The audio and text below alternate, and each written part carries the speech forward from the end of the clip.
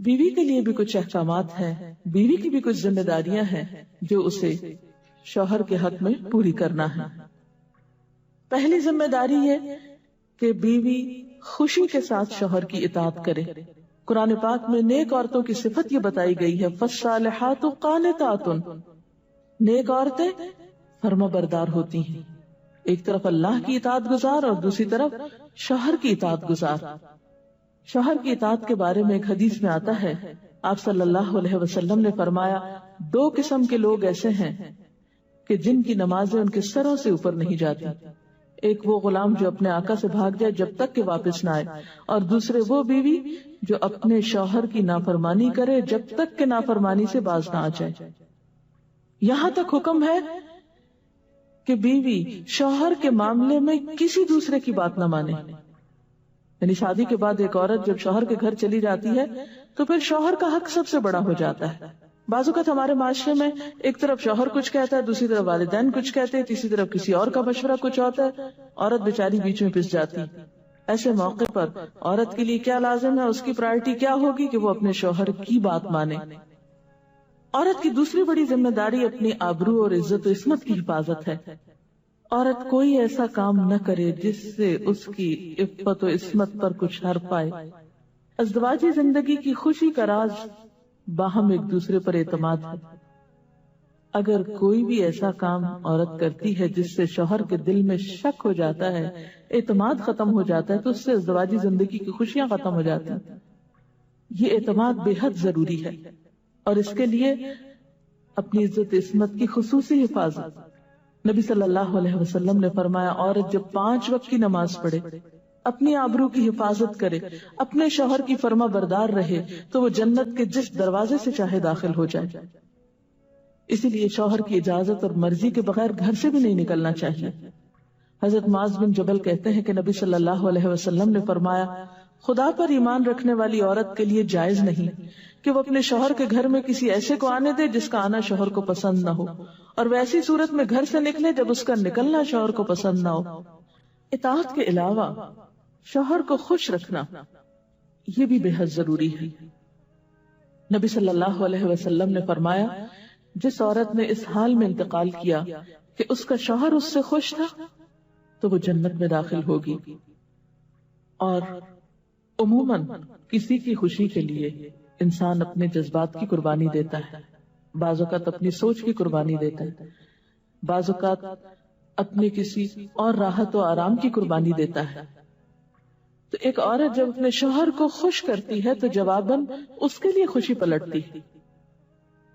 اس لیے گھریلو زندگی کی خوشی کا انحصار اسی بات پر ہے کہ دونوں ایک دوسرے کے لیے قربانی کے جذبات رکھتے ہوں، ایک دوسرے کے لیے رحمت اور ایک دوسرے کے لیے مودت کا ذریعہ ہوں، جیسا کہ قرآن پاک میں شادی کا مقصد یہ بتایا گیا کہ دونوں کے درمیان باہم مودت اور رحمت کے جذبات ہوں، ایک دوسرے کے لیے سکون کا باعث ہوں، تاکہ انسانی زندگی بہترین طریقے پر رواں دواں رہے۔ اسی طرح شوہر سے محبت کا اظہار کرنا، اس کے ساتھ وفادار رہنا، اس کا احسان ماننا، یہ بھی بے حد ضروری ہے۔ حضرت اسماء کہتی ہیں کہ ایک بار نبی صلی اللہ علیہ وسلم میرے پاس سے گزرے، میں اپنی سہیلیوں کے ساتھ تھی، آپ نے ہمیں سلام کیا اور ارشاد فرمایا، تم پر جن کا احسان ہے ان کی ناشکری سے بچو۔ تم میں سے ایک اپنے ماں باپ کے گھر کافی دنوں تک بن بیاہی بیٹھی رہتی ہے، پھر اللہ تعالیٰ اس کو شوہر عطا کرتا ہے، اولاد دیتا ہے، اور ان سارے احسانات کے باوجود اگر کبھی کسی بات پہ شوہر سے ناراض ہوتی ہے تو کہہ اٹھتی ہے، میں نے تو کبھی تمہاری طرف سے کوئی بھلائی دیکھی ہی نہیں۔ یہ جملہ ناشکری کا جملہ ہے جو عورت کو نہیں بولنا چاہیے۔ قیامت کے دن اللہ تعالیٰ اس عورت کی طرف نظر رحمت اٹھا کر نہیں دیکھے گا جو شوہر کی ناشکری ہوگی۔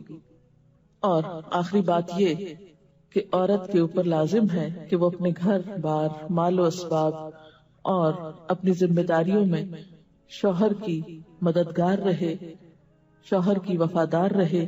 آپ صلی اللہ علیہ وسلم نے فرمایا، قریش کی عورتیں کتنی اچھی عورتیں ہیں جو بچوں پہ بہت مہربان اور شوہر کے گھر بار کی حفاظت کرنے والی ہیں۔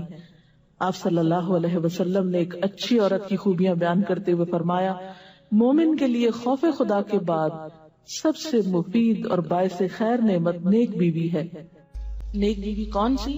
اس کی کیا تعریف ہے کہ جب شوہر کوئی کام کہے تو خوشی سے کر دے، جب اس پہ نگاہ ڈالے تو اس کو خوش کر دے، اور جب اس کے بھروسے پر قسم کھا بیٹھے تو قسم پوری کر دے، اور جب کہیں چلا جائے تو اس کے پیچھے اپنی عزت و آبرو کی حفاظت کرے، اور شوہر کے مال اور اسباب میں اس کی خیر خواہ رہے، اس کو ضائع نہ کرے۔ ایک اچھی بیوی کی خوبیاں آپ صلی اللہ علیہ وسلم نے بتائیں۔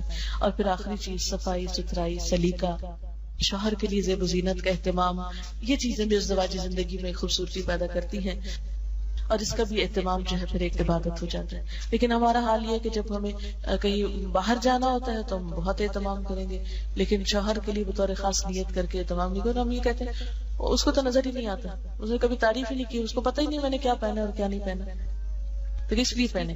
ایک شیطان ہمیں جواز فراہم کر دیتا نا۔ حالانکہ ہر کوئی ڈسکرپٹیو نہیں ہوتا، جس طرح بعض اوقات ہم خواتین بہت ڈسکرپٹیو ہوتی ہیں، اس نے یہ پہنا، اس کا یہ اینگل تھا، یہ ایسا تھا ویسا تھا۔ شوہروں مردوں کی اس طرح کی نظر نہیں ہوتی، پھر ہم ان سے وہ ایکسپیکٹ کرتے ہیں جو ہم خود کر رہے ہوتے ہیں یا خود چاہتے ہیں، وہ اس میں پورے نہیں اترتے تو ہمارے اسٹینڈرڈ سے گر جاتے ہیں۔ تو اس سے یہ ہے کہ ان کی اور بھلائیاں یاد رکھ کے اگر اس طرح کی کوئی کمی کوتاہی ہو جائے تو اسے اگنور کر دینا چاہیے، اور ان کے لیے بھی بطور خاص اہتمام کرنا چاہیے۔ اب دیکھیے کہ مثلا اس جگہ پر ہم بیٹھے ہوئے ہیں، اس جگہ کو خوشگوار بہت سی چیزوں نے ملا کے بنایا، سب لوگوں کا اکٹھا ہونا ایک خوشی کا باعث ہے، یہ پھول رکھے ہوئے، یہ روشنی ہے۔ اب ہم ایک ایک چیز گن تو نہیں سکتے، لیکن اوور آل ہر چیز کا اپنا ایک ایفیکٹ ہے، اور ہر چیز کا اپنا ایک اثر ہے۔ تو اسی طرح شوہر اور بیوی کے تعلقات میں بہت ساری چیزیں ایسی ہوتی جو ہم کو نظر نہیں آ رہی ہوتی، جو سامنے اس کا اثر نہیں ہوتا مگر وہ بیک گراؤنڈ پہ ہوتی ہیں، مگر ہم ان کو کبھی بھی نہیں سامنے لاتے اور کبھی بھی ان کا ذکر نہیں کرتے۔ تو ہمیں ان معاملات میں تھوڑی کوشش کر کے کچھ احسانات کا کبھی زبان سے اگر بول دیں گے تو اس سے کچھ کمی نہیں ہوتی، لیکن دوسرے کا دل جیتا جاتا ہے، اور دوسرے کا دل خوش کرنا تو بہت بڑی عبادت ہے، اور اس کا آغاز اگر گھر سے ہو تو اور اچھا ہے، کیونکہ گھر والوں کو خوشیاں دینے سے خود خوشیاں اپنے آپ پہ پلٹتی، دے کر زیادہ ملتی ہیں، لیتے وہی ہیں جو دینا جانتے ہیں۔ تو اللہ تعالیٰ ہمیں عمل کی توفیق عطا فرمائے۔